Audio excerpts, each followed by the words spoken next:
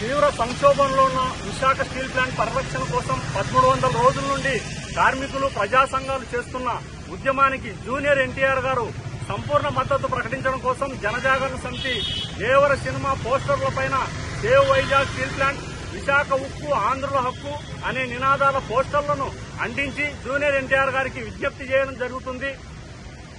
కోట్లాది మంది అభిమానులున్న జూనియర్ ఎన్టీఆర్ గారు విశాఖ ఉక్కు ఉద్యమానికి మద్దతు తెలపడం వల్ల ప్రభుత్వాల్లో తప్పనిసరిగా చలనం వస్తుంది.